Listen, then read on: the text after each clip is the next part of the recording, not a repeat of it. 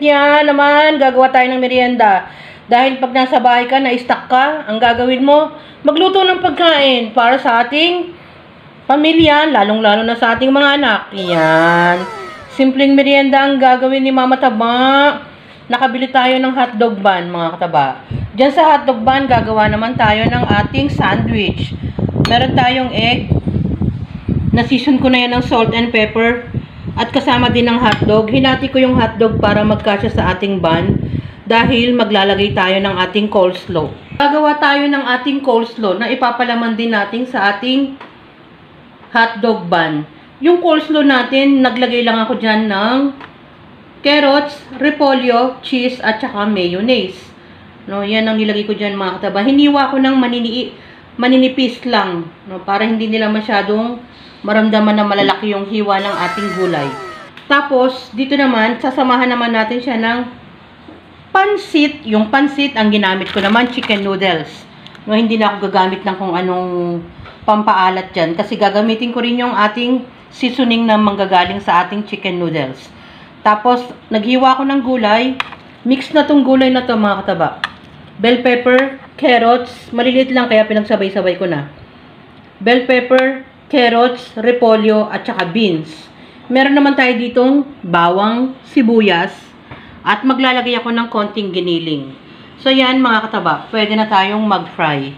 Yung pagpa-fry naman, madali na lang yan. Alam nyo na ang ginagawa ni Mama Taba. Ilagay ko na yung ating giniling. At inumpisahan ko na rin maggisa ng ating bawang sibuyas. Sama naman natin ang ating mga gulay. Sabay-sabay na yan. Dahil alam nyo naman, maliliit lang ang hiwa. Madali lang yan maluluto. Yan.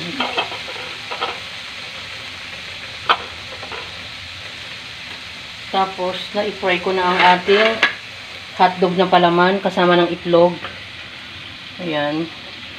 Pwede na tayong maglagay ng ating oyster sauce. Lagyan tayo ng kaunting oyster sauce.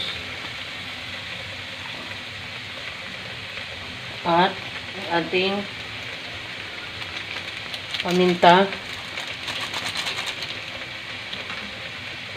Haluin natin.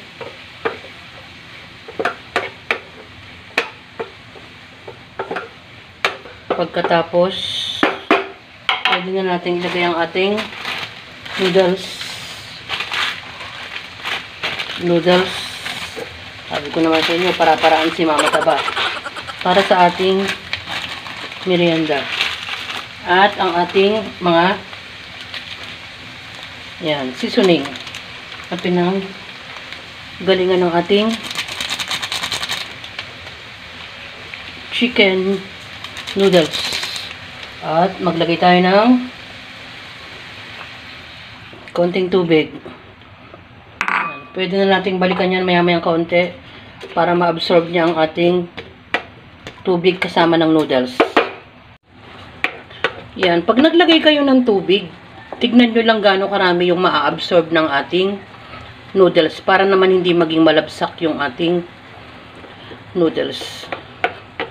Kasi tingin ko okay na to. Yan. Tikman natin. Oh, ang dami.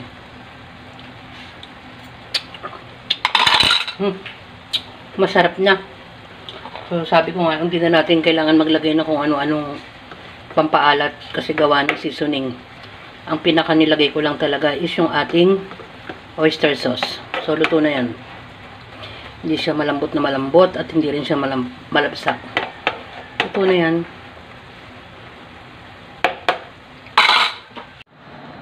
Tapos, dito naman yung ating hotdog bun. Maglalagay tayo ng ating itlog muna. Tapos, isang hotdog. Tapos, saka tayo maglagay ng ating coleslaw. Kung gusto nyo mas marami, pwede rin naman. Kasi itong nasa tabi ko, mahilig to dito. Di ba, anak? Opo. Yun ang tamang pagsagot. Opo. Laging may opo. So, yan. Gumawa tayo ng simpleng merienda mga kataba. Dahil hindi na naman maganda ang panahon at ang mga bata ay halos nasa bahay.